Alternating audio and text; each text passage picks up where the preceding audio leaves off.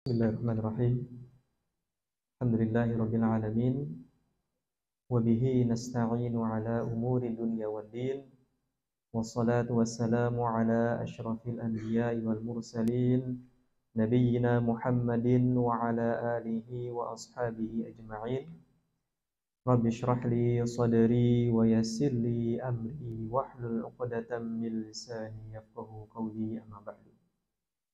Jamaah sekalian, Assalamualaikum warahmatullahi wabarakatuh.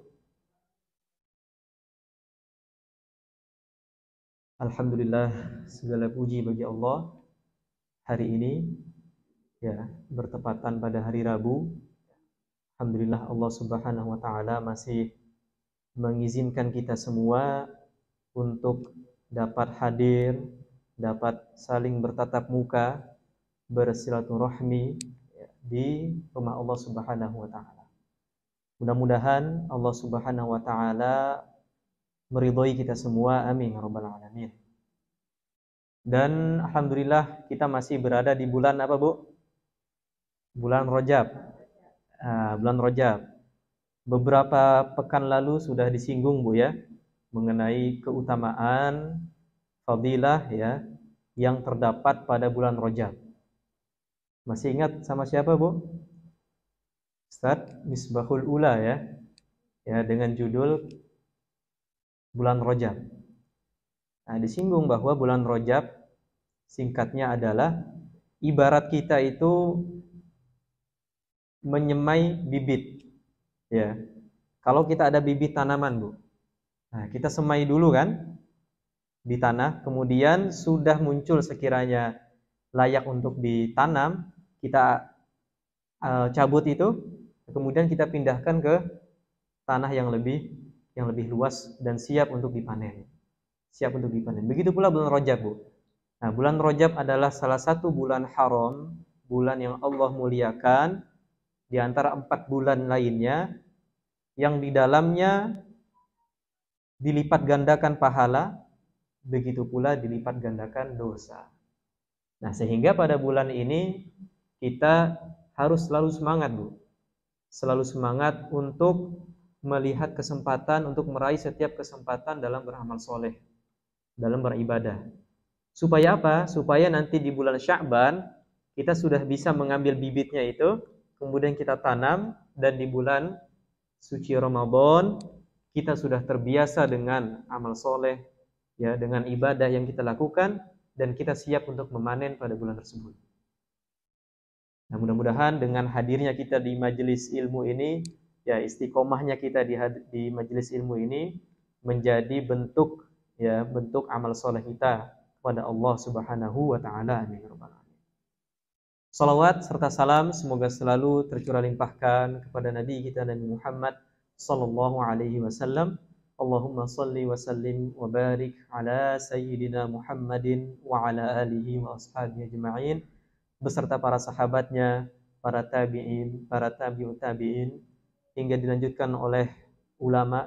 Dan mudah-mudahan kita selaku umatnya selalu berdoa agar bisa mendapatkan syafaat beliau nanti di hari kiamat, amin ya rabbal alamin. Seperti biasa, jamaah sekalian yang dirahmati Allah, sekarang berada di masjid, di rumah Allah. Kita sama-sama berniat untuk beriktikaf agar jalannya kajian kita 1-2 jam ke depan ini bernilai pahala iktikaf di sisi Allah Subhanahu wa taala. Kita berniat, saya berniat iktikaf karena Allah dalam hati, 1, 2, 3. Baik, alhamdulillah, mudah-mudahan Allah Subhanahu wa taala memberkahi acara kita kali ini, amin ya rabbal alamin. Alhamdulillah, pada bulan lalu, Bu, kita sudah membahas tafsir surah Al-Mulk dari ayat 1 sampai berapa? Ada masih ingat? Sampai ayat 15. Surat Al-Mulk ini adalah surat Makkiyah. Surat Makkiyah yang nuansanya adalah pada fase Makkiyah. Fase Makkiyah itu apa? Fase sebelum Nabi Shallallahu Alaihi Wasallam hijrah ke kota Madinah. Namanya surat Makkiyah, Bu, yang dihadapin itu siapa? Orang kafir Quraisy. Ya, orang kafir Quraisy yang saat itu sedang menentang dengan terang-terangan dakwah Nabi Muhammad SAW. Terang-terangan dalam menentang, terang-terangan dalam mengejek, ya. Dikatakan gila, dikatakan penyihir, sebagainya. Bahkan dengan terang-terangan ingin membunuh Nabi Muhammad SAW. Maka dalam surah Al-Mulk ini, ya, Allah Subhanahu wa taala ingin menunjukkan kekuasaannya. Dan Allah Subhanahu wa taala ingin mengancam orang-orang kafir tadi yang dengan terang-terangan, ya, dengan terang-terangan mengingkari agama ini, dengan terang-terangan mengingkari kebenaran Al-Qur'an. Nah, di sini insyaallah akan kita bahas. Kita masuk ke ayat 16. A'udzubillahi minasyaitonirrajim. Aamintum man fis samaa'i ay yakhsifa bikumul arda fa idza hiya tamur.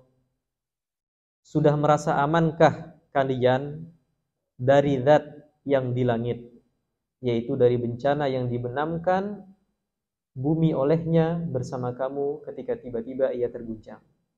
Di sini Allah Subhanahu wa taala ingin mengancam, ya, melalui lisan Nabi Muhammad SAW kepada orang kafir Quraisy tadi yang menentang dakwah Rasul, apakah kalian semua merasa aman dengan azab, ya, dengan azab yang ditimpakan oleh Allah Subhanahu wa taala yang di langit? Di sini muncul pertanyaan, Bu. Apakah Allah berada di langit? Mungkin ini agak berat sedikit, tapi sengaja kita sampaikan agar, ya, kita memiliki pemahaman yang benar. Ya, ketika Allah Subhanahu wa taala menyampaikan ini, man fis sama, yaitu zat yang berada di langit, tidak menunjukkan Allah itu membutuhkan tempat. Ya, tidak menunjukkan Allah membutuhkan tempat. Karena Allah Subhanahu wa taala itu tidak membutuhkan tempat, tidak membutuhkan waktu. Allah Subhanahu wa taala suci, bebas dari segala arah. Dari depan, ya, dari belakang, dari samping, kanan kiri, dari atas bawah, Allah Subhanahu wa taala suci dari ini semua. Ketika ada ayat yang menyatakan bahwa seperti ayat ini, yaitu zat yang berada di langit, dapat kita fahami dengan dua cara, Bu. Pertama, kita mengimani apa adanya. Kita imani bahwa memang ayatnya seperti ini. Ya, ayatnya seperti ini. Artinya apa? Urusan Allah Subhanahu wa taala. Kita imani itu. Yang kedua, bisa kita alihkan ke makna lain yang masih ada kaitannya dengan makna ini. Bisa kita alihkan atau bahasanya kita takwilkan. Kita takwilkan. Man fis sama, zat yang berada di langit. Maknanya adalah yang menguasai, ya, yang punya kuasa penuh, yang menguasai kerajaan langit dan bumi. Bisa kita pahami dengan makna itu. Dan dua-duanya dilakukan oleh ulama salaf maupun khalaf. Salaf itu siapa, Bu? Salaf itu yang hidup pada awal 3 Hijriah, ya. Jadi awal 3 abad Hijriah. 100, 200, 300. Nah, kesini-sini namanya khalaf. Khalaf itu ulama belakangan, Bu. Ya, ulama kontemporer. Dua metode ini dipakai oleh ulama salaf maupun khalaf. Ya. Dan ayatnya banyak sekali, Bu. Contohnya yang sering kita baca nih dalam surah Al-Ikhlas. Apa itu, Bu? Walam yakullahu kufuwan ahad. Ya, Allah itu tidak memiliki apa? Serupa. Allah tidak memiliki serupa apapun dengan makhluknya. Laisa kamitslihi syai'un wa huwas samiul basir. Dalam ayat lain begitu. Tidak ada yang serupa dengannya. Ya. Dan banyak sekali ayat-ayat yang menyatakan bahwa Allah Subhanahu wa taala tidak serupa dengan makhluknya. Mungkin kecil pernah kita hafal, Bu. Mukhalafatuhu lil hawadithi. Allah itu berbeda dengan makhluknya. Jangan sampai ketika disebutkan ayat ini, amintum man fis sama, Apakah kalian merasa aman dengan azab zat yang berada di langit itu Allah? Kita pahami bahwa Allah itu butuh tempat, jangan sampai. Kalau kita pahami itu, maka kita memahami bahwa Allah itu layaknya makhluk. Namanya makhluk itu butuh apa, Bu? Butuh tempat, butuh waktu, butuh ruang, dibatasi oleh tempat. Sebesar apapun makhluk, Bu, itu butuh namanya tempat dan waktu. Dia akan sirna oleh waktu, dia akan sirna oleh zaman. Sedangkan Allah itu bersifat azali. Azali itu dari dulu ada dan akan ada dan terus ada. Dan Allah berada pada keadaannya dari dulu. Tidak berubah sampai sekarang. Nah, ini merupakan keyakinan yang harus kita pegang, Bu, ya. Agar kita tidak masuk dalam pemahaman yang sesat yang mengatakan Allah itu bertempat di langit, Allah membutuhkan tempat.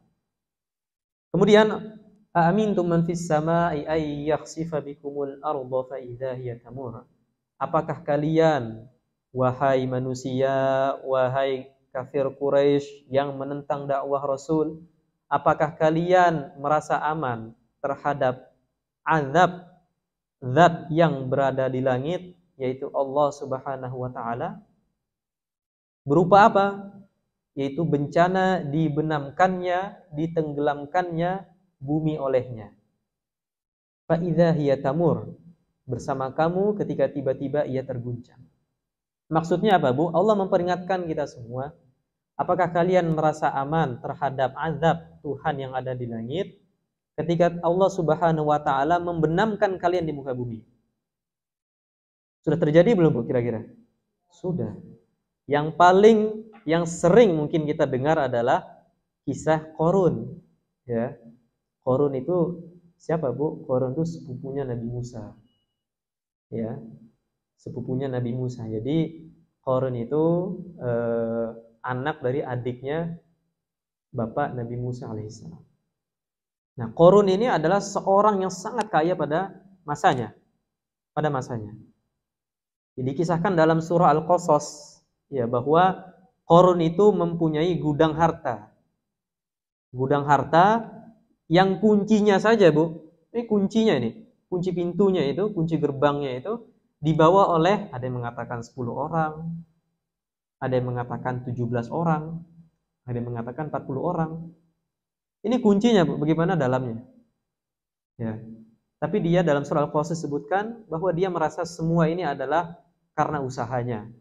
Dia sombong, dia pamer ke orang sekitarnya, sehingga orang yang melihatnya itu berangan-angan ingin seperti Qarun ini sebelum diazab.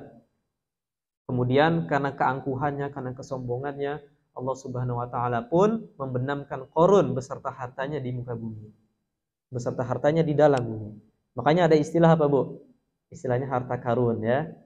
Istilah untuk kisah Qarun yang memiliki harta yang banyak tapi sombong. Nah, ada satu kisah lagi disebutkan dalam hadis sallallahu alaihi wasallam dari Abu Hurairah bahwa Rasulullah sallallahu alaihi wasallam bersabda, "Bainama rajulun yamshi fi hullatin tu'jibuhu nafsuhu murajjilun jummatahu in khasafallahu bihi fahuwa yatajaljalu ila yaumil qiyamah." Ya, ketika ada seorang lelaki, ini dalam hadis, Bu, Sahih Bukhari, ketika ada seorang lelaki yang dia berjalan mengenakan jubahnya. Lalu dia pun apa? Takjub. Ya, dia pun memamerkan kemewahan dari jubahnya itu. Kemudian apa yang terjadi, Bu? In khasafallahu bihi. Maka seketika itu, tatkala ia sombong dengannya, Allah membenamkan dia di muka bumi. Fahuwa yatajaljalu ila yaumil qiyamah. Dan sampai sekarang dia masih berada di dalam muka bumi, dia terguncang sana sini ikut dengan apa yang terjadi di dalam muka bumi. Ini terjadi, Bu. Dan ini nyata. Ini nyata. Makanya Allah sampaikan melalui lisan Nabi Muhammad SAW, ya, di antara azab di sini adalah sombong, misalkan sombong terhadap diri sendiri, sombong terhadap orang lain, sombong terhadap agama Allah Subhanahu wa taala, maka di antara azabnya adalah dibenamkan di muka bumi, dibenamkan di dasar bumi. Na'udzubillah, tsumma na'udzubillah min dzalik. Kemudian ayat berikutnya Allah Subhanahu wa taala berfirman, am amintum man fis samai ay yursila 'alaikum hasiba fasata'lamuna kaifa nadhir. Ditegaskan lagi, Bu, disebutkan lagi 2 kali nih, ya. Atau sudah merasa amankah kalian wahai manusia dari zat yang di langit, yaitu Allah Subhanahu wa taala. Lagi-lagi kalau disebutkan di langit bukan berarti tempat, Bu, ya. Yaitu dari bencana ketika dikirimkan oleh kalian batu dari langit. Fasata'lamuna kaifa nadhir. Kelak kamu akan mengetahui bagaimana akibat mendustakan peringatanku. Jadi Allah Subhanahu wa taala di ayat sebelumnya tadi, Bu, sudah mengingatkan kita azab dibenamkannya di muka bumi, di antaranya dialami oleh siapa? Qarun. Ada juga dialami oleh siapa yang terkenal? Fir'aun. Ya, dibenamkan. Misalnya sampai sekarang jasadnya masih Allah awetkan. Ya. Dan itu menjadi salah satu sebab sebagian ilmuwan non-muslim masuk Islam. Ketika mereka menemukan jasad Fir'aun masih awet beserta keretanya, ya, kereta kudanya, dia mengira dia yang pertama kali menemukan. Ketika ditunjukkan olehnya firman Allah Subhanahu wa taala bahwa falyauma nunajjika bi badanika litakuna liman khalfaka ayah. Pada hari ini aku selamatkan engkau wahai Firaun dengan badanmu. Litakuna liman khalfaka ayah, agar menjadi bukti untuk orang setelahmu. Ketika ditunjukkan ayat ini langsung masuk Islam. Ya, Masya Allah, ini merupakan kuasa Allah Subhanahu wa taala. Lalu di ayat ini Allah pun mengancam kembali, Bu. Allah mengancam kembali. Apakah engkau, wahai manusia, merasa aman terhadap azab zat yang di langit, yaitu Allah, ketika dia mengirimkan kepadamu batu-batu dari langit yang dihujankan kepadamu? Sebagaimana yang terjadi pada kaum Lut. Ya, kaum Lut. Kaum Lut itu apa kasusnya, Bu? Dia LGBT. Ya, LGBT. Homoseksual dan sebagainya. Ini terjadi pada kaum Lut. Ketika Nabi Lut alaihissalam, Nabi Lut itu sezaman dengan Nabi Ibrahim, Bu, ya, sezaman. Nabi Lut alaihissalam mengingatkan kepada mereka akan buruknya perbuatan mereka, ini homoseksual, ya. Mengingatkan, kemudian kenapa engkau tidak pilih anak-anak perempuan di kalangan kalian untuk dinikahi? Ya, kemudian Nabi Lut alaihissalam pun dibalas dengan cemoohan dan sebagainya. Maka Allah Subhanahu wa taala mengirimkan kepada kaum Nabi Lut batu-batu dari langit. Sebagian mengatakan apa? Azab kaum Lut itu, jadi mereka dilemparkan ke atas, Bu. Kemudian dari atas dihujani oleh batu-batu. Itu azab kaum Lut. Nah, ini merupakan peringatan untuk kita semua agar jangan sampai, dan ini Masya Allah yang sedang merabak di negeri kita berlindung dari Allah Subhanahu wa taala, ya, kasus LGBT dan sebagainya, yang sebagian di negara lain sudah disahkan pernikahannya. Kita berlindung, Bu, jangan sampai ulah kaum kecil ini menyebabkan kita dipenuhi oleh bencana. Ya, memang bencana itu bisa karena ujian untuk orang mukmin, bisa juga azab untuk orang yang kafir. Nah, kita sebagai umat Islam, Bu, jangan sampai diam. Gimana caranya? Apapun cara yang bisa kita lakukan, kita ingkari itu, Bu. Bisa dengan cara misalkan kita men-share ke teman-teman kita bahaya LGBT, atau kita men-share misalkan tokoh yang berjuang untuk melawan LGBT ini, bisa dengan itu. Ya, walaupun pengaruhnya tidak besar. Makanya ketika Nabi Ibrahim alaihissalam itu dibakar oleh Raja Namrud, ada burung, seekor burung yang bolak-balik nyeremin apinya. Padahal kalau dipikir-pikir itu airnya sudah sedikit, apinya besar, tapi ditanya oleh hewan lain, untuk apa engkau melakukan ini percuma? Untuk apa? Masya Allah jawabannya, Bu. Ya, aku hanya ingin nanti di hari kiamat Allah Subhanahu wa taala menilai aku di pihak mana. Jangan sampai, Bu, ya, kita melihat kemungkaran yang terjadi di muka bumi sekarang, LGBT dan sebagainya, lantas kita membenarkan atau kita mendiamkan, minimal kita ada usaha, Bu. Kita ada usaha untuk mengingkari kemunkaran ini, tentu dengan cara-cara yang baik. Allah melanjutkan, fasata'lamuna kaifa nadhir. Kelak kamu akan mengetahui bagaimana peringatanku. Dan ditegaskan juga oleh ayat lain, Bu. Qul huwal qadiru ala ayyab'atha 'alaikum 'adzaban min fawqikum. Katakanlah wahai Muhammad, sesungguhnya Allah Subhanahu wa taala Maha mampu untuk mendatangkan azab untuk kalian dari atas, dari bawah, dari kanan, dari kiri, dan Allah Maha Kuasa untuk mencampurkan kalian di azab itu. Nah, ini ancaman lagi, Bu.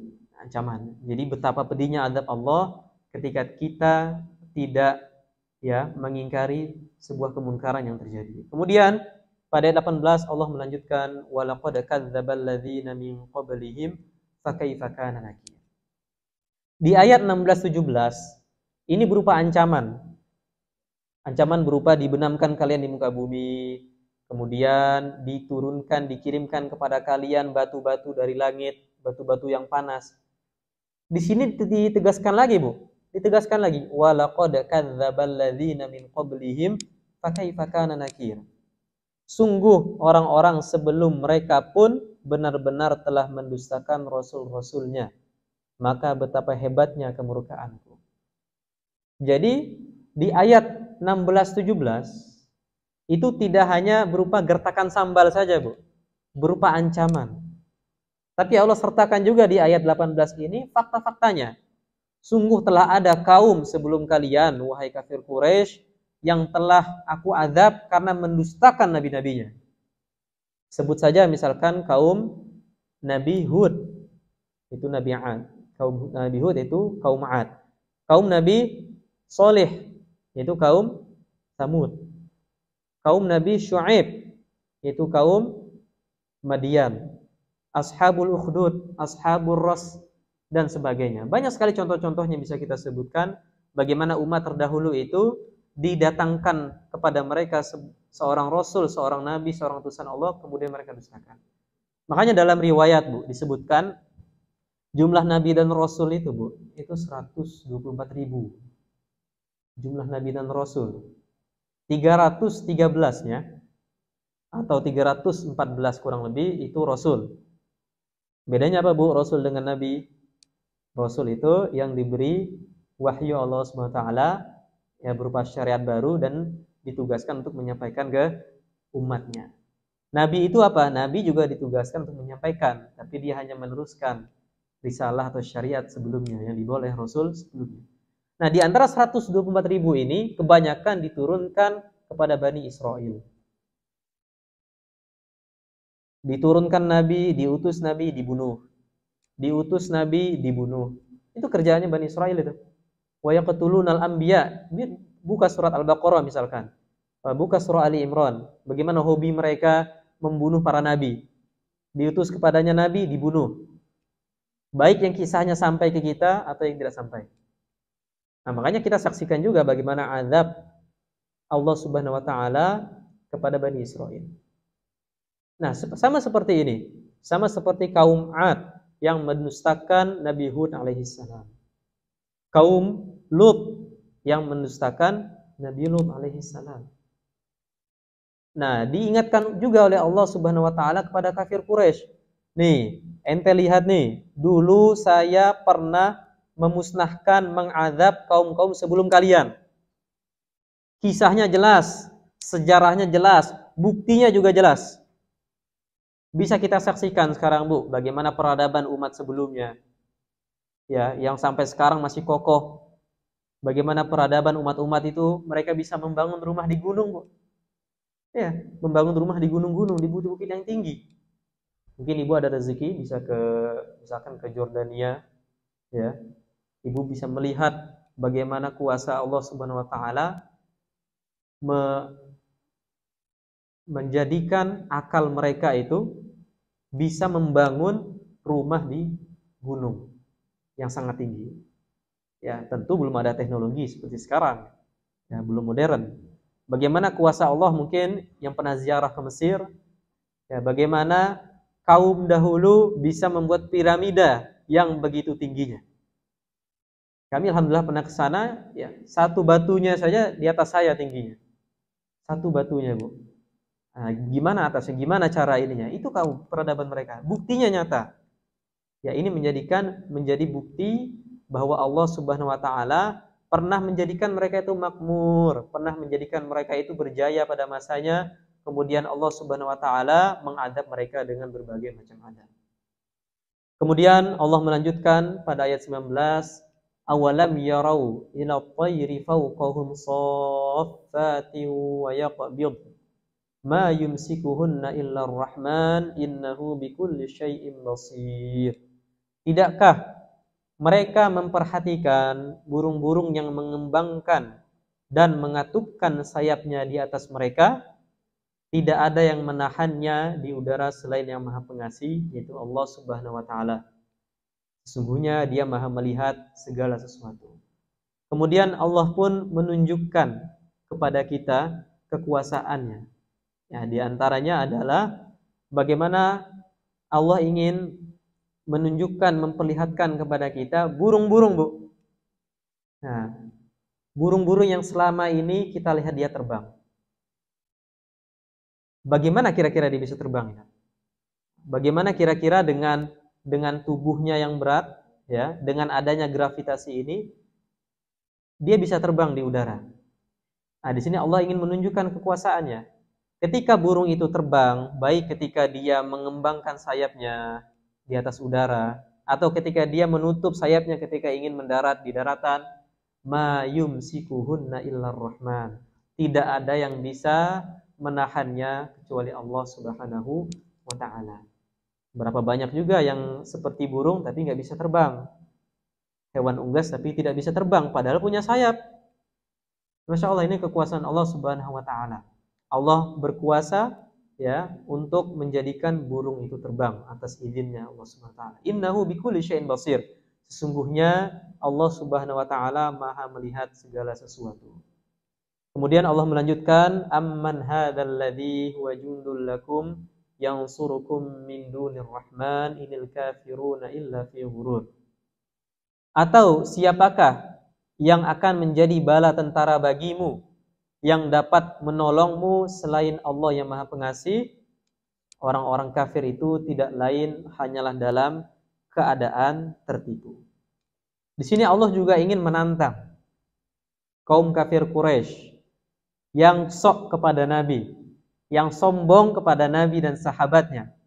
Allah ingin menantang, siapakah yang akan menjadi bala tentaramu yang bisa menolong kalian selain Allah Subhanahu wa taala? Berapa banyak pengawal yang kita punya, Bu? Berapa banyak pelindung yang kita punya? Itu tidak akan bisa melindungi kita dari azab Allah Subhanahu wa taala. Berapa banyak pengawal yang kita punya, ya, yang rutin menjaga kita, terus menjaga kita, ya, ketahuilah bahwa itu sama sekali tidak bisa melindungi kita dari azab Allah Subhanahu wa taala. Inil kafiruna illa fi ghurur. Nah, orang-orang kafir itu tidak lain hanyalah dalam keadaan tertipu. Nah, orang kafir itu, Bu, orang kafir itu mengira sesembahan mereka itu bisa melindungi mereka dari azab Allah Subhanahu wa taala. Mereka mengira berhala-berhala yang mereka sembah itu bisa menyelamatkan mereka dari azab Allah Subhanahu wa taala. Mereka terperdaya dengan itu.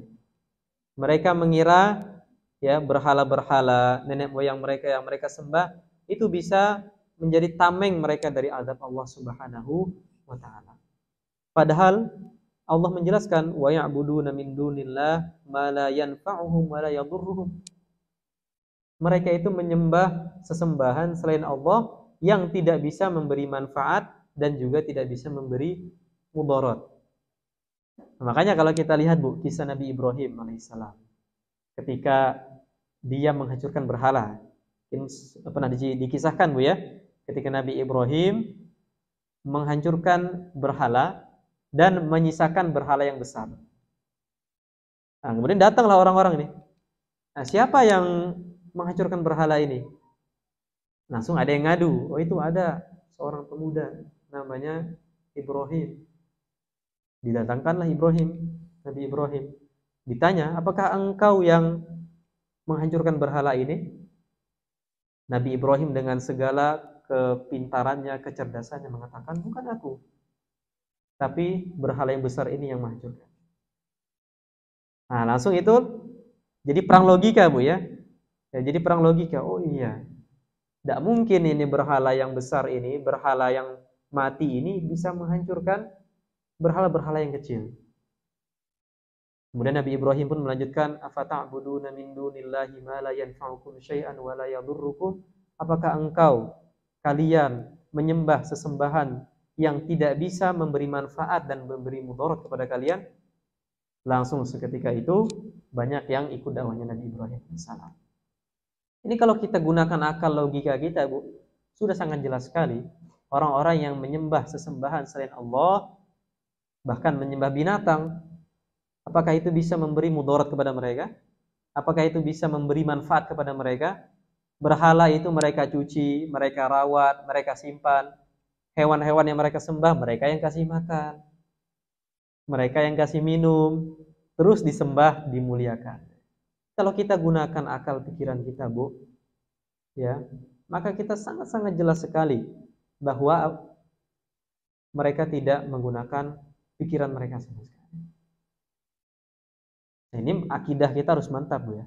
Ya, akidah kita harus mantap bahwa yang berhak disembah hanya Allah Subhanahu wa taala. Makanya tauhid itu, Bu, la ilaha illallah. Tidak ada ilah, tidak ada Tuhan yang berhak disembah melainkan Allah Subhanahu wa taala. Ini akidah yang harus kita mantapkan, harus kita patenkan dalam hati kita, Bu. Nah, jangan sampai kita kena syubhat. Apa syubhat itu? Syubhat itu keraguan. Jangan sampai kita kena syubhat, terkena penyakit ragu-ragu. Jangan-jangan Tuhan itu banyak. Nah, jangan-jangan Tuhan itu ada selain Allah, hanya saja caranya berbeda. Banyak sekarang bertebaran, Bu. Dan kalau kita perhatikan yang menjadi ateis itu juga banyak. Orang yang menjadi ateis, orang menjadi agnostik. Apa bedanya, Bu? Kalau ateis dia tidak percaya Tuhan sama sekali. Kalau agnostik dia percaya akan kekuatan, percaya akan Tuhan, tapi tidak ingin terikat dengan aturan-aturannya. Banyak sekarang pemuda-pemuda yang tidak mengerti kemudian berubah menjadi ateis, agnostik. Nah, kita sebagai umat Islam, kita kuatkan akidah anak cucu kita bahwa sesembahan yang berhak disembah hanya Allah Subhanahu wa taala. Tanpa kita mengejek dengan membabi buta atau membabi tuli dan sebagainya sesembahan selain Allah. Nah, kita sampaikan akidah, tapi tetap kita harus menjaga adab-adabnya. Kemudian Allah Subhanahu wa taala melanjutkan ayat 21, amman hadzal ladzi yarzuqukum in amsaka rizqah bal lajju fi utuwi wa nufur. Atau siapakah yang dapat memberimu rizki jika dia menahan rizkinya? Sebaliknya mereka terus-menerus dalam kesombongan dan menjauhkan diri dari kebenaran. Ini tantangan juga, Bu. Tantangan dari Allah Subhanahu wa taala kepada orang-orang yang menentang dakwah Nabi Muhammad SAW. Siapakah yang dapat memberimu rizki ketika Allah Subhanahu wa taala menahan rizki kalian? Ketika Allah Subhanahu wa taala menahan hujan. Ketika Allah Subhanahu wa taala mengeringkan rumput-rumput sehingga hewan ternak kalian tidak bisa makan. Siapa yang bisa menurunkan rezeki itu? Ini tantangan lagi. Sering kita saksikan, Bu, kemarau. Pemerintah sudah berusaha untuk menurunkan hujan, tapi tidak bisa. Ini tantangan. Siapakah yang bisa menurunkan hujan ketika Allah Subhanahu wa taala menghentikan hujan itu? Ketika Allah Subhanahu wa taala menjadikan bumi kalian kering dan gersang. Kemudian ballajju fi utuwi wa nufur. Nah, akan tapi mereka terus-menerus berada dalam kesombongan, terus-menerus berada jauh dari kebenaran syariat Islam. Dan kemudian pada ayat berikutnya Allah melanjutkan, afaman yamshi mukibban ala wajhihi ahda amma yamshi sawiyan ala siratin mustaqim. Di sini ada perumpamaan, Bu. Yang pertama adalah, apakah orang yang berjalan dengan wajah yang tertelungkup? Nah, kita kalau lihat orang, Bu, ya, kita lihat orang itu jalan dengan wajahnya di bawah, ya, lebih mendapatkan petunjuk ataukah orang yang berjalan tegap di atas jalan yang lurus? Ini perumpamaan. Pertama untuk orang kafir, yang kedua untuk orang muslim atau orang mukmin yang beriman. Yang pertama adalah untuk orang kafir, mereka seolah-olah apa? Seolah-olah mereka di muka bumi ini berjalan dengan mukanya, berjalan dengan wajahnya tanpa lihat kiri kanan, tanpa lihat tujuannya. Ya, sehingga apa? Sehingga nabrak sana kemari, Bu. Ya, tidak melihat apa yang ada di depannya. Ini perumpamaan yang pertama. Nah, ini dijelaskan juga dalam ayat yuhsyaruna ala wujuhihim. Nanti pada hari kiamat orang-orang kafir itu akan dibangkitkan dengan bentuknya seperti ini. Mereka dibangkitkan, ya, dikumpulkan di padang mahsyar dengan bentuknya berdiri di atas wajahnya. Padahal wajah untuk melihat, bukan untuk berjalan. Nah, ini menunjukkan apa? Mereka tidak menggunakan akal pikiran mereka.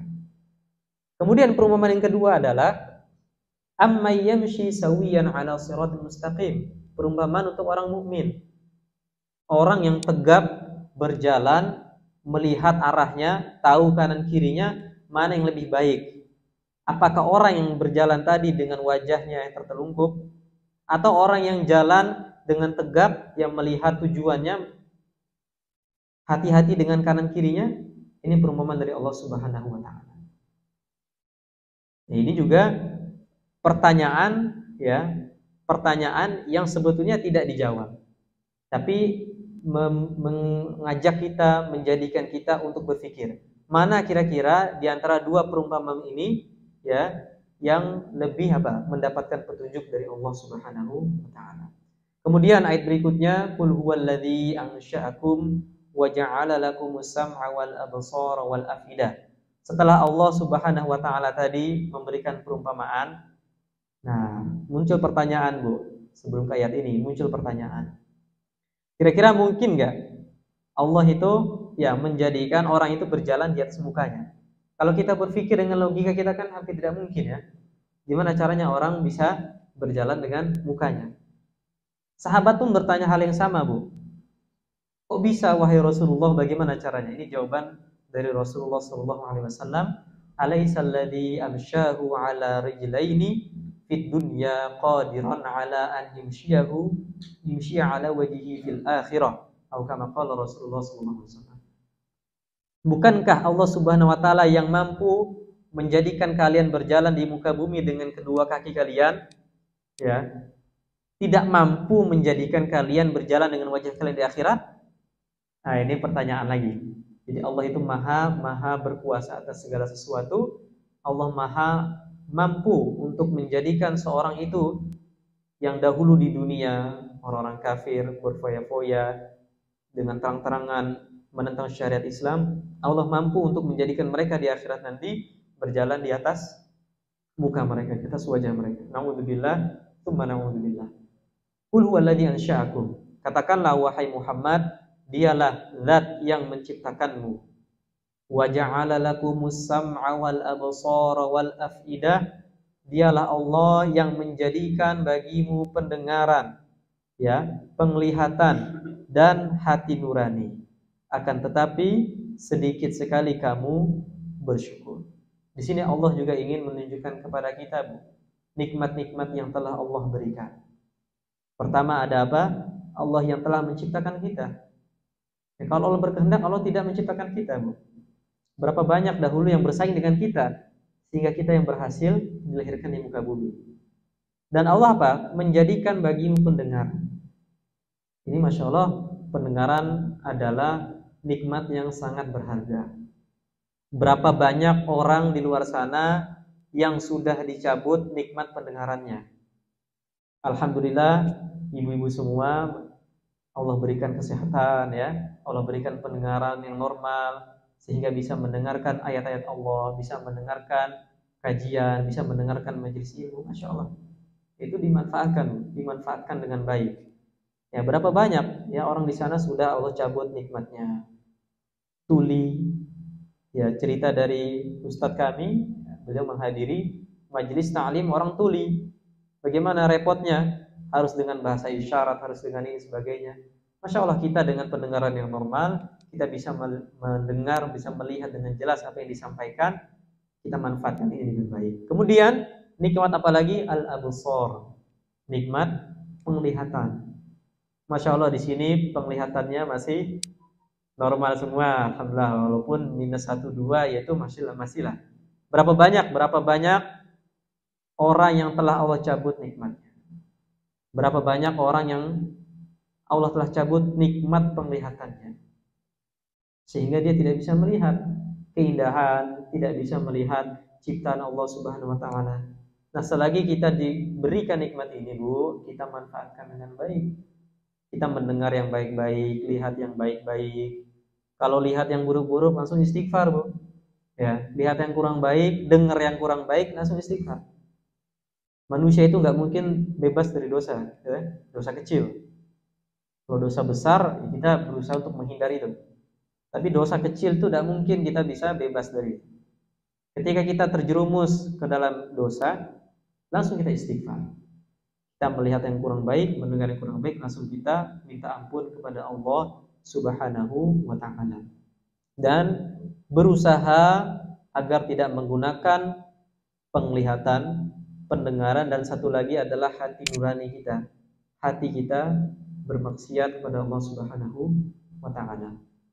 Dalam ayat ini disebutkan, alam naj'al lahu 'ainain wa lisanan wa syafatain wa hadainahu najdain. Bukankah kami telah menjadikan bagimu, menjadikan untuk manusia itu kedua mata, wa lisanan wa syafatain, lidah dan juga dua bibir, wa hadainahu najdain, dan kami telah tunjukkan kepada dia nih jalan yang benar dan jalan yang salah.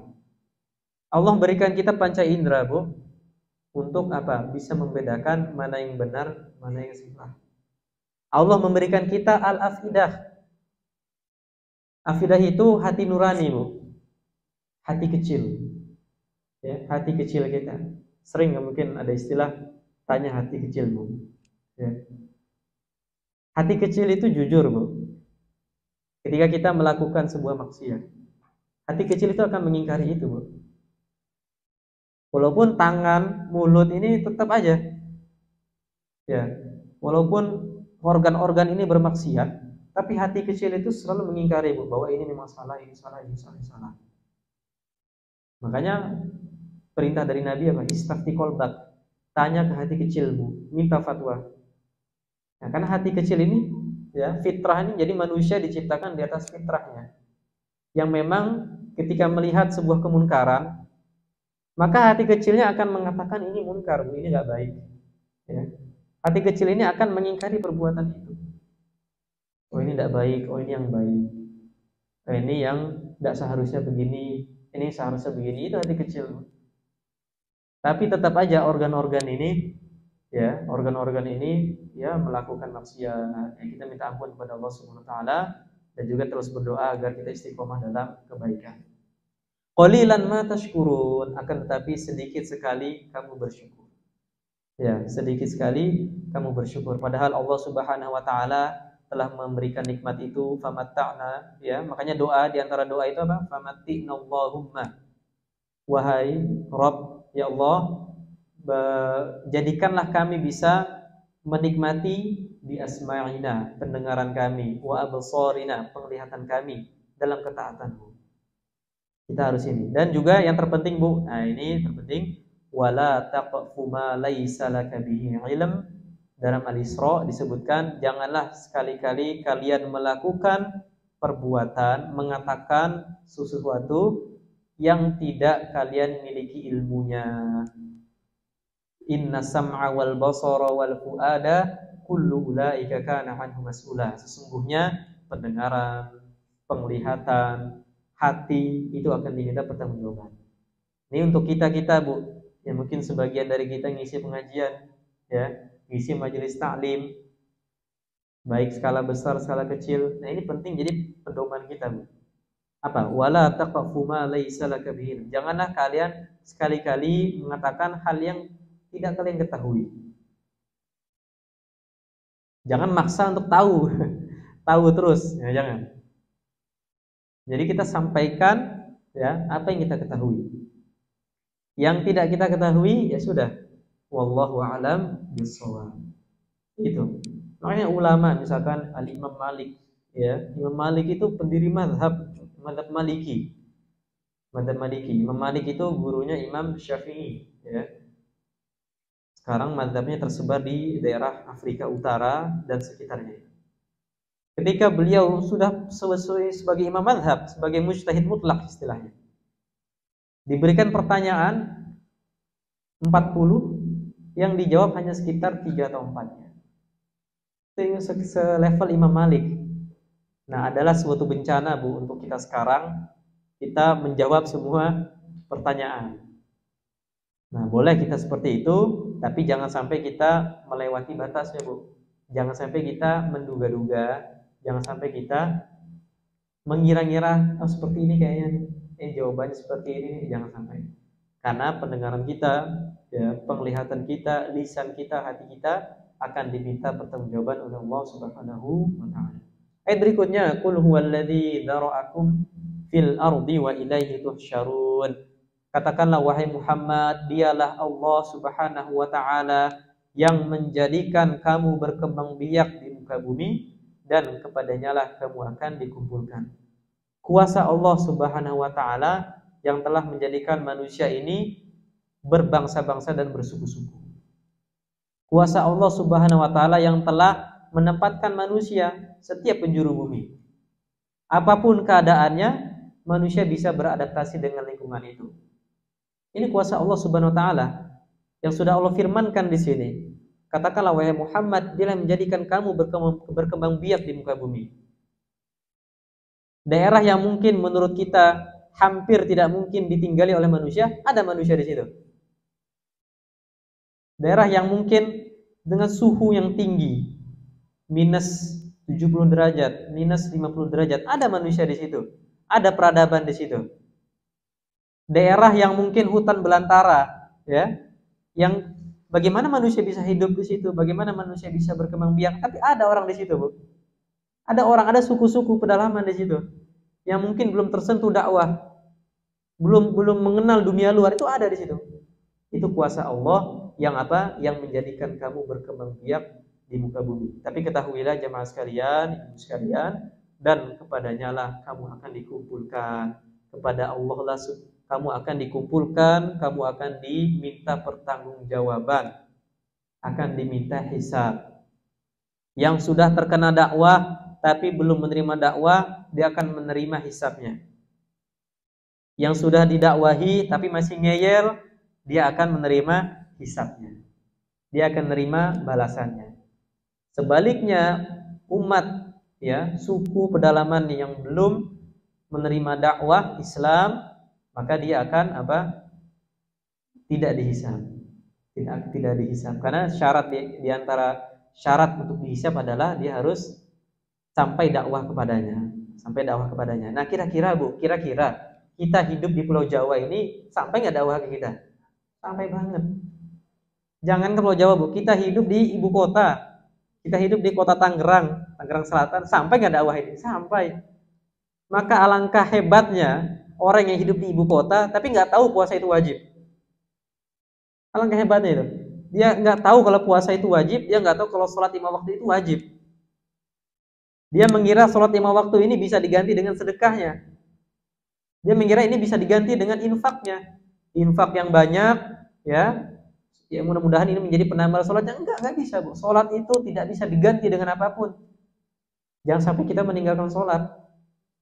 Sholat itu wajib berdiri, ya. Nggak bisa diri, duduk.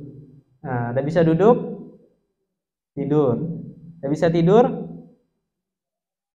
dengan isyarat, ya, dengan isyarat mata. Isyarat juga nggak bisa, tapi masih ada kesadaran ini, Bu. Kesadaran masih ada dengan hati. Nggak bisa dua-duanya, nggak bisa semuanya, ini apa? Disolatkan.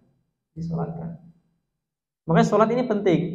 Nah, kita alhamdulillah kita sudah Allah berikan, ya, kebaikan, ya. Kita di lingkungan yang baik ya, yang orang sholat di lingkungan yang baik, maka jangan sampai kita meninggalkan perkara-perkara ini. Diantaranya adalah sholat. Karena sholat adalah ibadah yang pertama kali dihisab nanti di hari kiamat. Kalau sholatnya bagus, nah semuanya ikut bagus. Kalau sholatnya kurang bagus, nah yang lain juga seperti itu. Gimana Bu menambal sholat kita yang kurang ini? Dengan sholat-sholat sunnahnya. Sholat itu sah secara fikih, sah Bu. Kita nanti zuhur nih ya, atau subuh yang tadi, kita sholat. Sah secara fikih, insya Allah sah. Karena kita wudu ya kan. Kita menjalankan rukun-rukunnya. Kita menjalankan syarat-syaratnya, kita hadap kiblat, baju kita bersih, suci, nutup aurat dan sebagainya, sah secara fikih, belum tentu diterima oleh Allah SWT. Tapi ada peluang diterima oleh Allah SWT. Apa faktor-faktornya? Khusyuk kita, gimana sholat kita meresapi enggak? Nah, itu faktor diterima sholat kita. Nah, gimana Bu nambal-nambal yang kurang nih? Yaitu dengan sholat-sholat sunnahnya, qobliyahnya sebelum atau ba'diyahnya setelah, atau duhanya atau tahajudnya dan sebagainya, untuk menambal sholat-sholat ini, menambal ibadah yang wajib. Dan begitu nanti di hari kiamat Bu. Di hari kiamat nanti ketika dihisab, kemudian ditemukan ada kecacatan, kekurangan di ibadah yang wajibnya ini, nanti diminta mana amal sunnahnya, mana ibadah sunnahnya yang bisa menambal kekurangan ini. Makanya kita bersiap-siap untuk hari itu ya, sama-sama kita memperbaiki diri kita, kita menintrospeksi apa yang kurang dari kita sehingga kita menjadi pribadi yang lebih baik. Kemudian ayat berikutnya Allah melanjutkan, wa yaquluna mata hadzal wa'du in kuntum shadiqin. Ini Masya Allah orang kafir, kafir Quraisy itu. Sudah dijelaskan kuasa Allah seperti ini. Sudah diberikan ancaman azab Allah, sudah diberikan, dulu ada umat yang sudah diazab. Mereka bilang wa yaquluna mata hadzal wa'du. Mereka berkata, kapankah datangnya janji Allah, janji azab itu jika kamu orang-orang yang benar. Masya Allah, betapa kerasnya hati mereka Bu. Sudah diberikan peringatan, ancaman, masih saja menantang. Kapankah datangnya janji azab Allah itu? Luar biasa sombongnya. Mereka mengira tadi dengan sesembahannya, dengan Tuhan-Tuhannya itu bisa melindungi dia dari azab Allah. Dengan kepintaran, dengan jabatan yang dimiliki, pengawal yang banyak, tentara ya, bisa melindungi dia dari azab Allah Subhanahu wa taala. Sampai mengatakan ini Bu, nantang azab luar biasa. Ini kita jangan sampai kayak gini Bu. Kita oke lah, kita akui kita sebagai manusia, sebagai hamba Allah belum bisa maksimal menjalankan syariat. Belum bisa maksimal, mungkin masih ada yang cacat Bu ya, masih ada yang kurang. Mungkin kita masih sering ya terjerumus, tergelincir. Kita akui itu Bu. Kita akui itu sebagai kekurangan kita. Tapi jangan sampai kekurangan kita itu menjadi pembenaran kita. Bahwa ini boleh, ini nggak apa-apa lah, ini biasa gitu. Jangan sampai. Kita masih sering, misalkan sering ghibah. Ya, ini cobaan untuk kaum wanita mulutnya, cobaan untuk kaum lelaki menjaga pandangannya. Kita terbiasa dengan itu. Kita istighfar. Jangan sampai kebiasaan kita ini menjadi pembenaran kita. Bahwa ini boleh, bahwa ini biasa, bahwa ini udah lumrah lah. Jangan sampai. Nah, kita akui memang banyak kekurangan yang terjadi pada diri kita. Banyak ibadah yang belum bisa kita jalankan dengan maksimal. Tapi minimal Bu, kita jangan menjadikan kelalaian itu sebagai pembenaran kita untuk melakukan itu. Tetap kita beristighfar, terjerumus di situ istighfar. Terjerumus lagi istighfar. Terus. Di antara cinta Allah Subhanahu wa taala kepada hambanya adalah menanamkan rasa penyesalan ketika hambanya melakukan dosa. Kalau masih ada di hati kita Bu, astagfirullah, ini tidak baik ini dosa ini, menyesal terus. Ketahuilah itu adalah tanda Allah itu cinta kita. Dan na'udzubillah sampai seperti ini Bu, ayat 25 ini. Mereka mengatakan, kapankah datangnya janji azab ini? Kapankah datangnya azab Allah Subhanahu wa taala? Ini keterlaluan. Nah, jangan sampai kita seperti ini. Kemudian ayat berikutnya Allah melanjutkan, "Qul innamal ilmu indallah wa innama ana nadhirun mubin." Kemudian katakanlah, wahai Muhammad, sesungguhnya ilmu tentang hari kiamat itu, ilmu tentang adab itu hanya ada pada Allah Subhanahu wa taala. Aku, kata Muhammad, hanyalah seorang pemberi peringatan yang nyata. Nah, ketika ditanyakan itu, maka jawablah wahai Muhammad, sesungguhnya datangnya azab, datangnya hari kiamat itu hanya Allah yang tahu. Ya, hanya Allah yang tahu. Ada 5 perkara, Bu. 5 perkara gaib yang ini hak prerogatif Allah Subhanahu wa taala. Innallaha 'indahu ilmus sa'ah. Dalam surat Luqman disebutkan, Bu, sesungguhnya milik Allah lah pengetahuan tentang kapan hari kiamat. Wa yunazzilul ghaith, dan Allah yang menurunkan hujan. Ini perkara ghaib. Sudah diprediksi hujan, ternyata tidak hujan. Diprediksi terang, ternyata hujan. Allah yang mengetahui. Wa yunazzilul ghaith wa ya'lamu ma fil arham. Allah mengetahui apa yang terjadi di rahim. Bagaimana seorang yang baru menjadi embrio, kemudian menjadi segumpal darah, kemudian menjadi segumpal daging. Apa yang terjadi di alam rahim itu Allah yang tahu. Bagaimana diminta ketika dulu kita di alam rahim itu, kita diminta pertanggungjawaban. Nanti ketika lahir, siapa Tuhanmu? Nah, kita pun menjawab Engkau. Ya, kita lupa kan? Kita nggak tahu, tapi itu terjadi. Kemudian wa yunazzilul ghaith wa ya'lamu ma fil arham wa ma tadri nafsum madza taksibu ghadan. Dan tidak ada seorang pun yang bisa mengetahui apa yang akan ia lakukan keesokan harinya. Tidak ada yang bisa mengetahui ini, Bu. Apa yang dia lakukan besok. Kita sudah prediksi, Bu, kita mau ini, ternyata paling 10%-nya. Paling cuma 30%-nya. Tidak ada yang bisa tahu. Semuanya ilmu Allah Subhanahu wa taala. Makanya apa? Makanya manusia itu hanya bisa merencanakan. Kita bisa merencanakan, Bu. Nanti untuk anak kita seperti ini, itu untuk keluarga kita seperti ini. Tapi lagi-lagi Allah lah yang menentukan itu.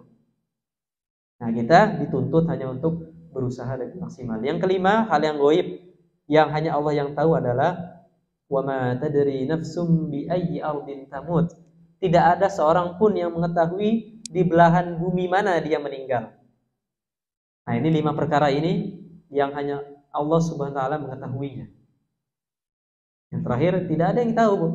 Tidak ada yang tahu di belahan bumi mana kita meninggal. Ada sebuah kisah.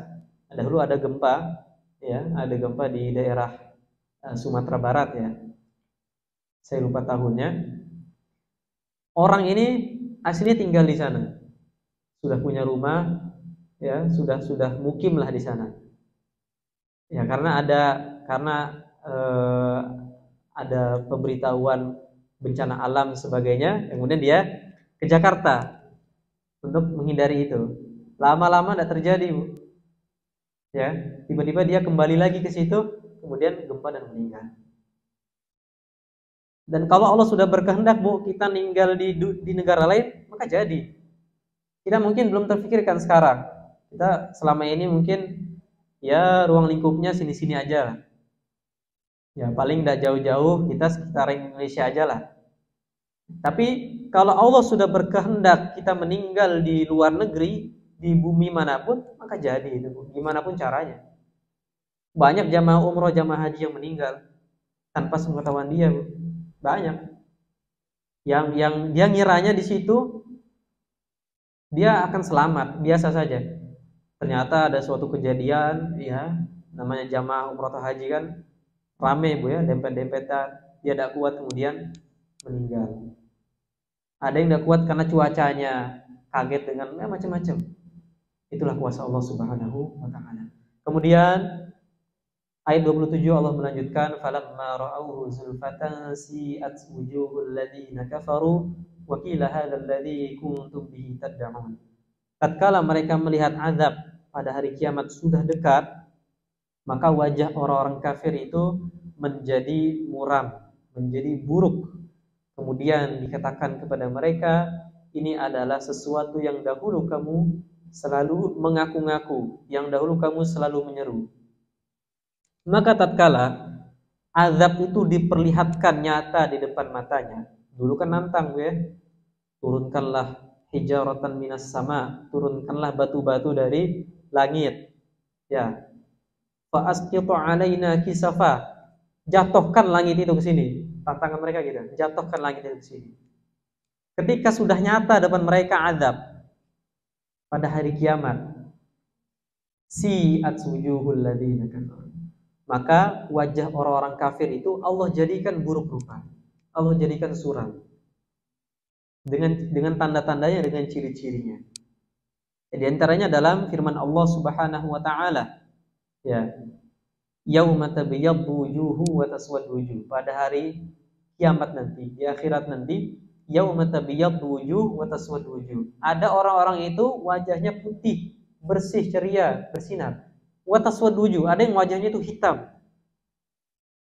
Fa ammal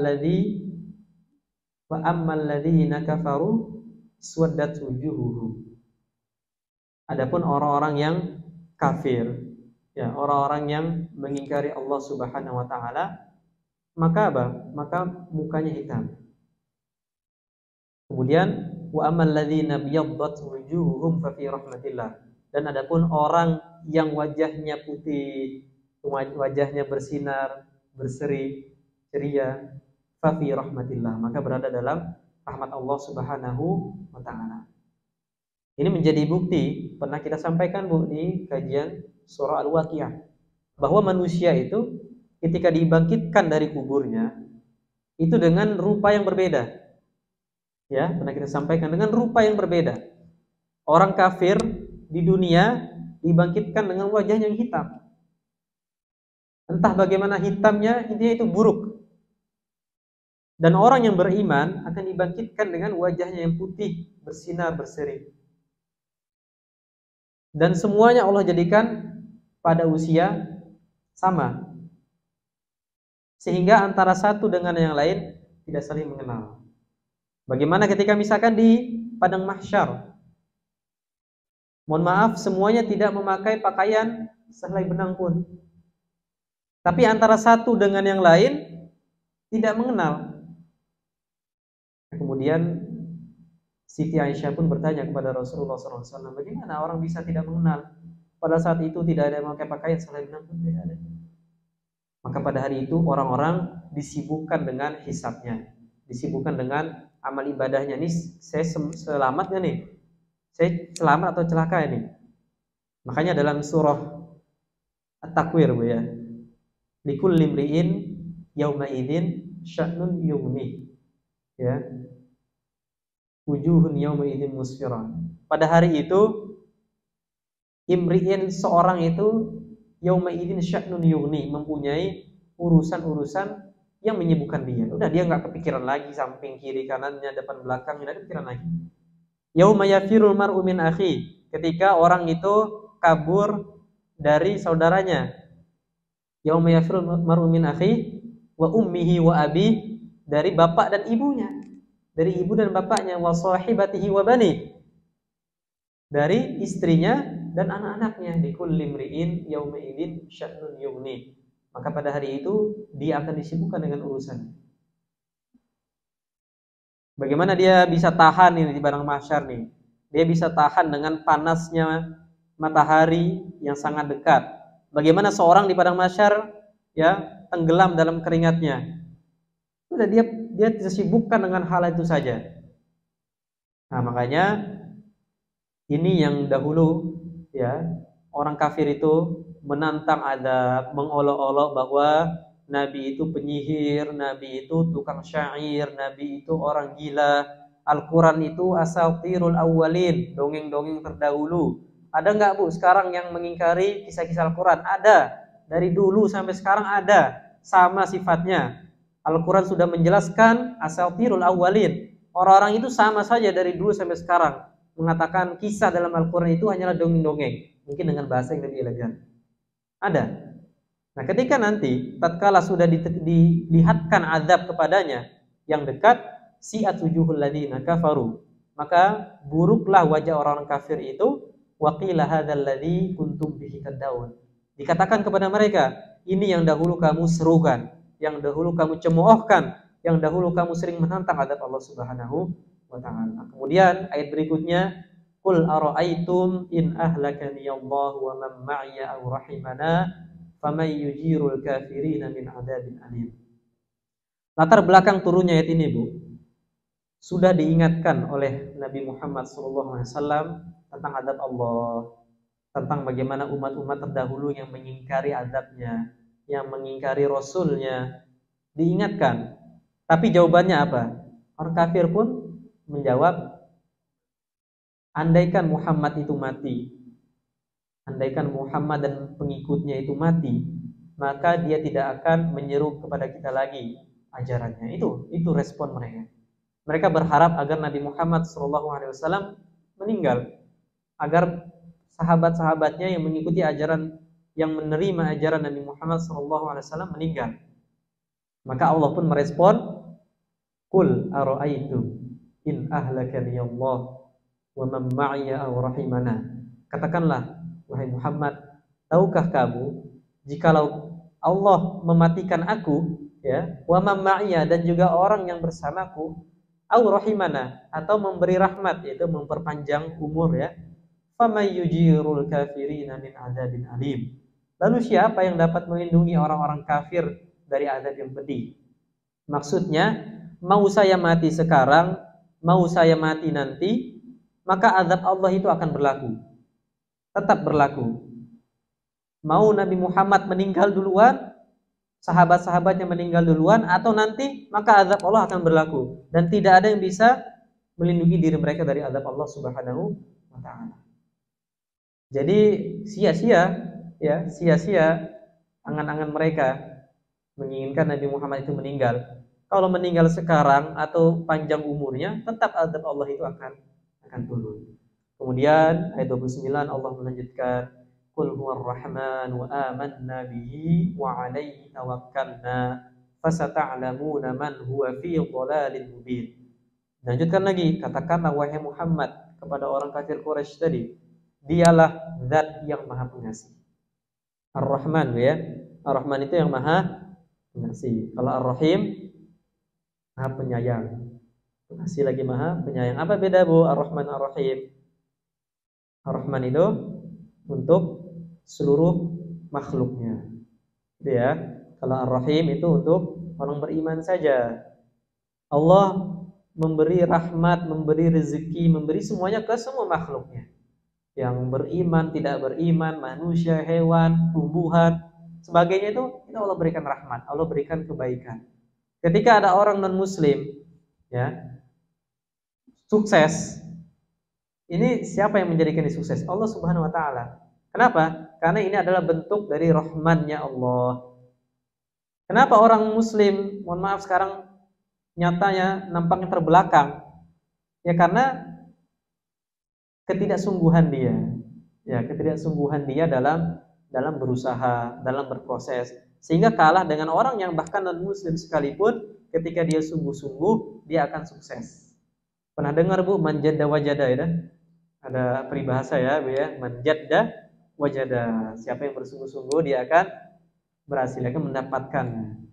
Ini berlaku, Bu, untuk orang muslim, non-muslim berlaku. Siapa yang sukses, siapa yang sungguh-sungguh, siapa yang kerja keras, dia akan sukses. Berlaku. Dan ini implementasi dari sifat rahmannya Allah Subhanahu wa ta'ala. Nah, adapun Ar-Rahim, Ar-Rahim itu khusus nanti di surga, Bu. Khusus surga nanti. Orang muslim, orang mukmin yang beramal, ibadahnya banyak, pahalanya banyak, diberikan Allah ganjaran surga.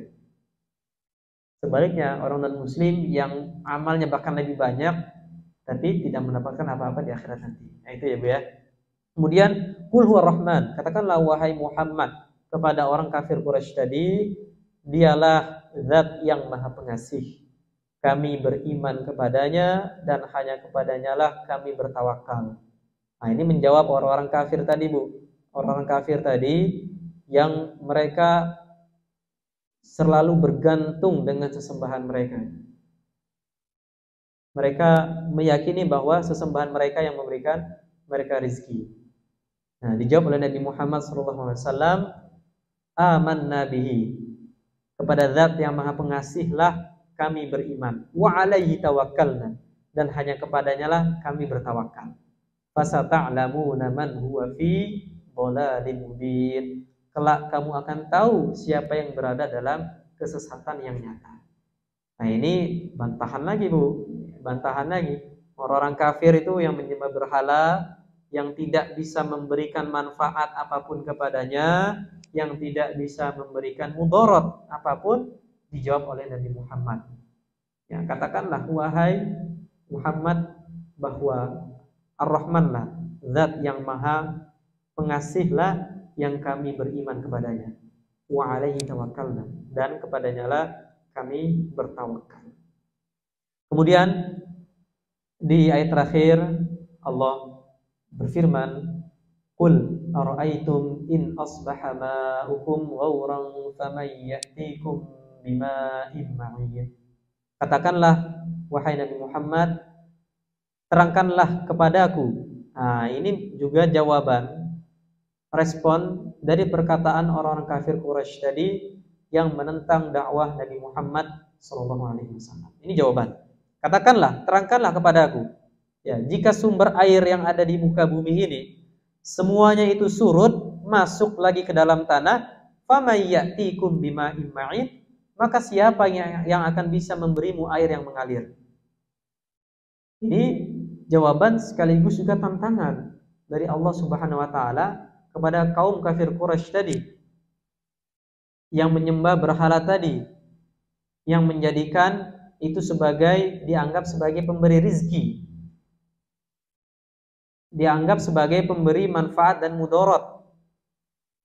Ditantang lagi oleh Allah Subhanahu wa taala, terangkanlah kepadaku, jika sumber air yang ada di muka bumi ini semuanya itu lenyap, masuk ke dalam tanah semua, surut semua, maka siapakah kalian, ya, siapakah yang akan bisa memberi kalian air yang mengalir lagi?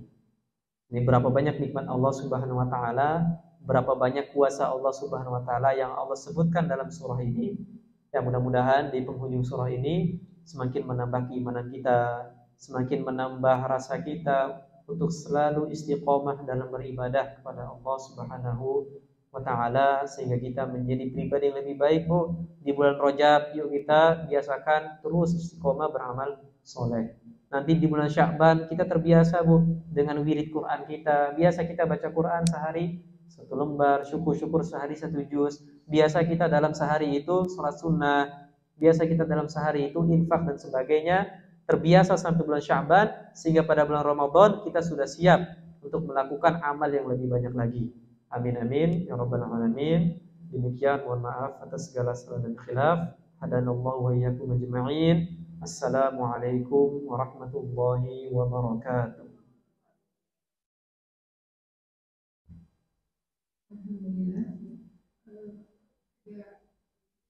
Silakan. Silakan ibu-ibu yang kira-kira ada yang mau bertanya.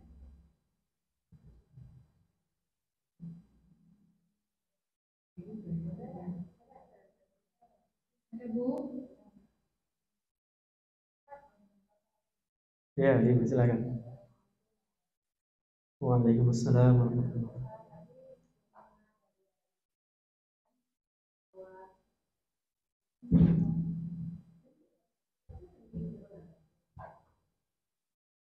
Tadi apa yang Ustaz sampaikan tadi seperti Firaun, Qarun dan Ustaz yang mendapatkan azab barangkali begitu ya dari Allah sampai tenggelamkan seperti Firaun. Nah, kira-kira sampai batas jarak berapa lama Allah itu sampai menghukum manusia ini? Seperti berapa lama itu? Mereka itu kan nggak bertaubat, nggak minta ampun, apa? Allah punya waktu gitu. Ini coba ya dilihat dulu nih, setahun, 2 tahun, 3 tahun, atau berapa abad gitu. Sehingga mereka kata mata mungkin kalau mereka bertobat nggak sampai azab itu gitu. Seperti sedang Korun, apakah sudah lalu sampai kalau Firaun itu kan melampaui batas ya sampai menuhankan dirinya gitu ya. Sebagai orang itu kan ya itu ragu sombong dengan harta kekayaan. Jadi kayak saya itu sampai batas waktu kapan? Apakah kan sementara Allah itu katanya tadi Allah Rahim, ya Bapak, Ampun, ya Zat. Baik. Sampai kapan Allah mengadab?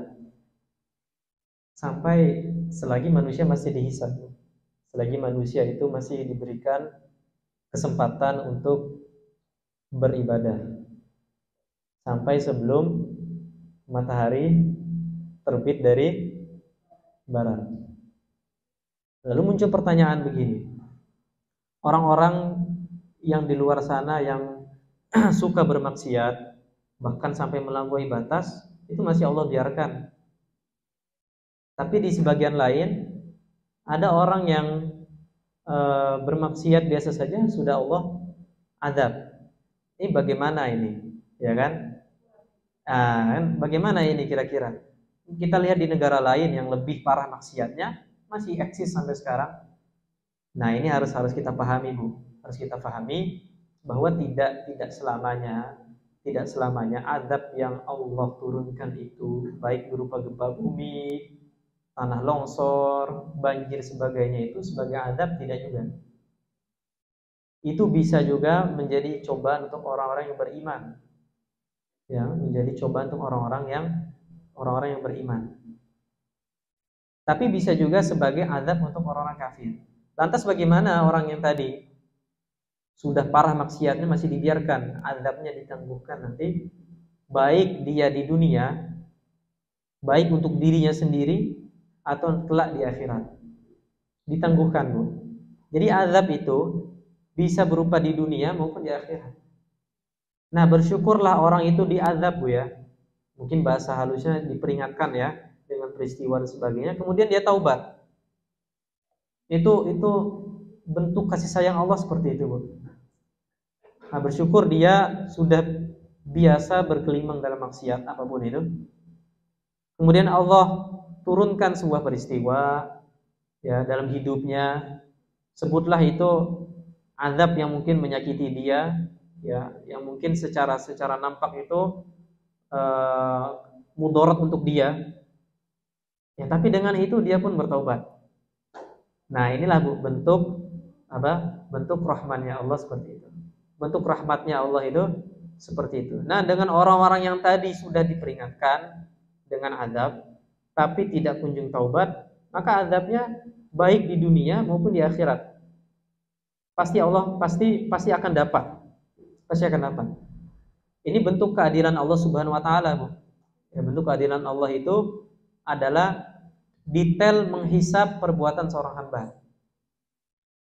Setiap ibadah kita berpahala itu dapat ganjarannya, Bu.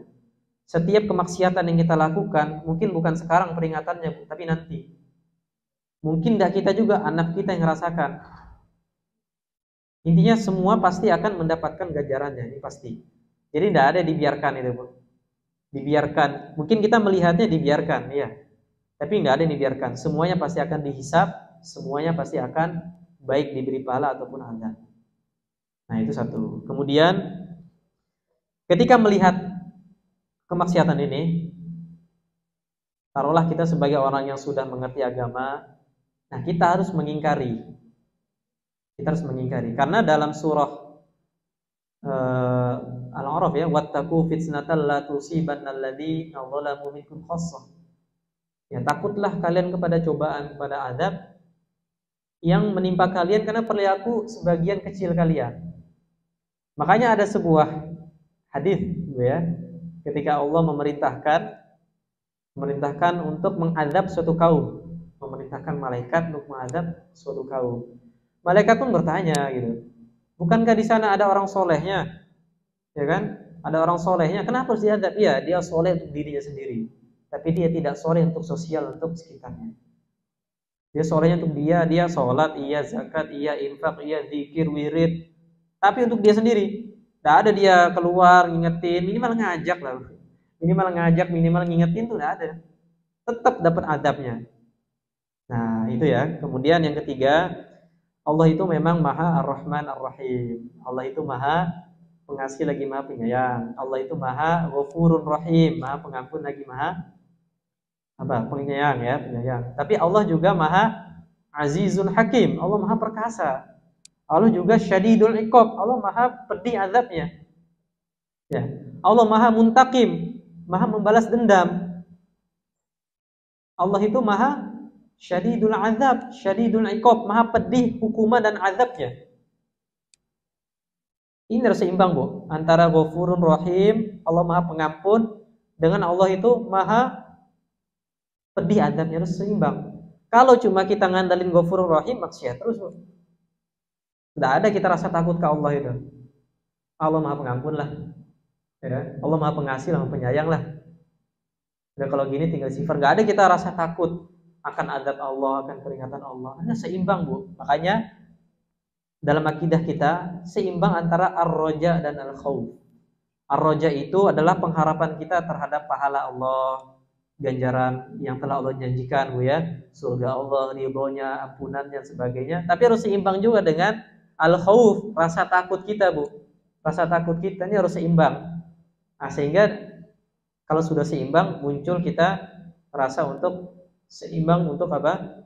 Ketika ibadah itu tidak terlalu pede dengan diri kita. Ini pasti dapat pahala, ini pasti diampuni. Tidak juga kita lepas dari azab Allah. Kita pede dengan amal kita, enggak.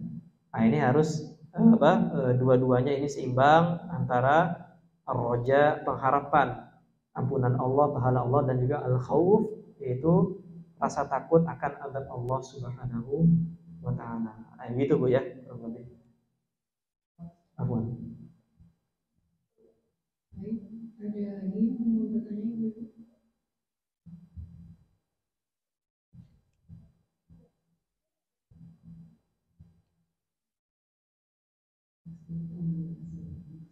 Selamat.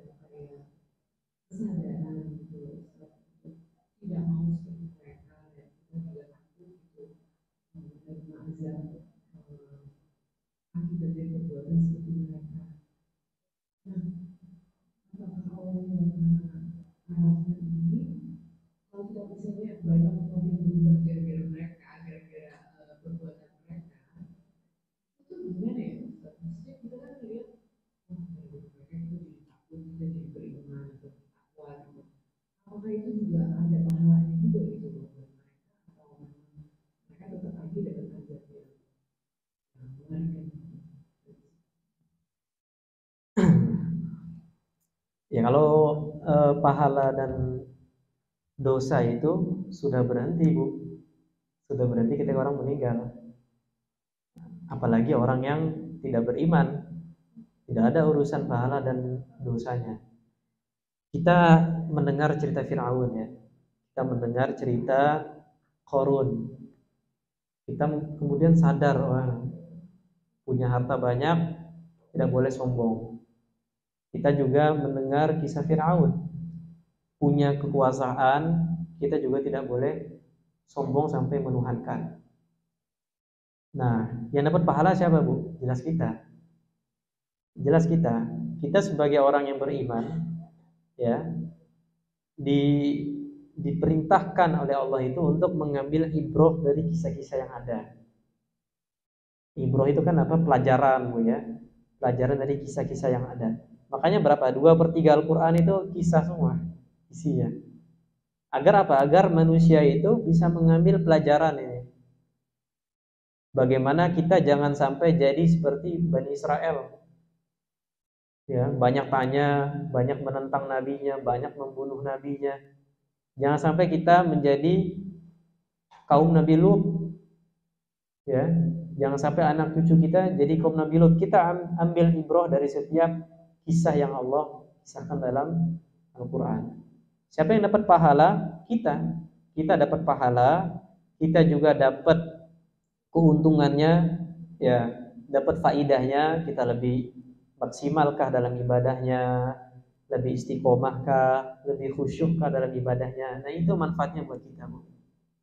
Lantas gimana orang-orang yang sudah diazab? Sudah, mereka sudah mendapatkan apa yang mereka dahulu inginkan. Nah, mereka sudah mendapatkan yang dulu mereka tantang itu, ya.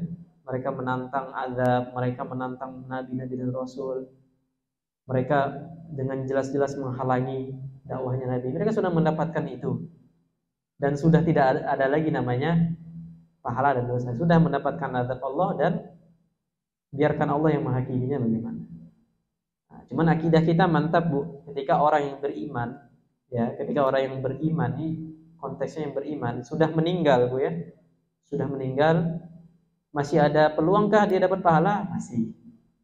Dari infak dia, Bu, ya. Dari anak soleh dia yang mendoakannya, dari ilmu dia yang bermanfaat, dari anak-anak yang sering kirim Fatihah ke dia, sering kirim ayat, kirim pahala. Saya infak untuk bapak saya yang sudah meninggal.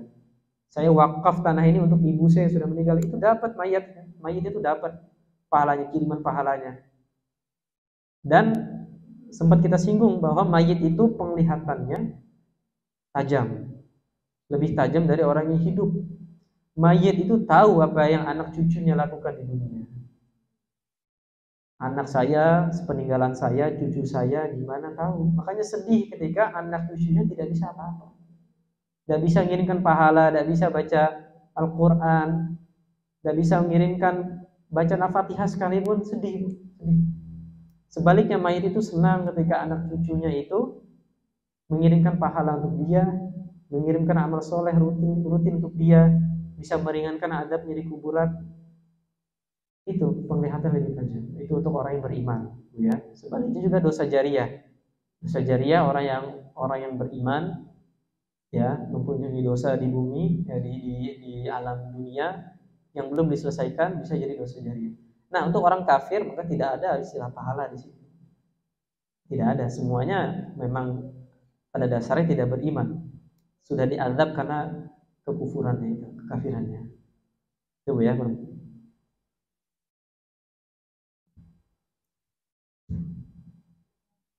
Baik, ada tadi mungkin satu pertanyaan sebelum kita tutup.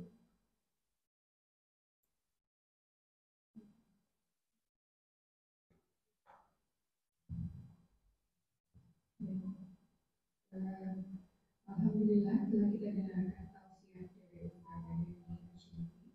Jazakallah khairan Ustaz atas ilmu yang telah disampaikan. Semoga bisa menjadi pelajaran dan pencerahan bagi kita semua. Mudah-mudahan Allah Subhanahu wa taala memberikan pahala kebaikan bagi kita semua. Terima kasih atas kehadiran Ibu-ibu pada hari ini. Mohon maaf atas segala kehilafan. Mari pengajian kita ini kita tutup dengan membaca doa kafaratul majelis. Assalamualaikum warahmatullahi wabarakatuh.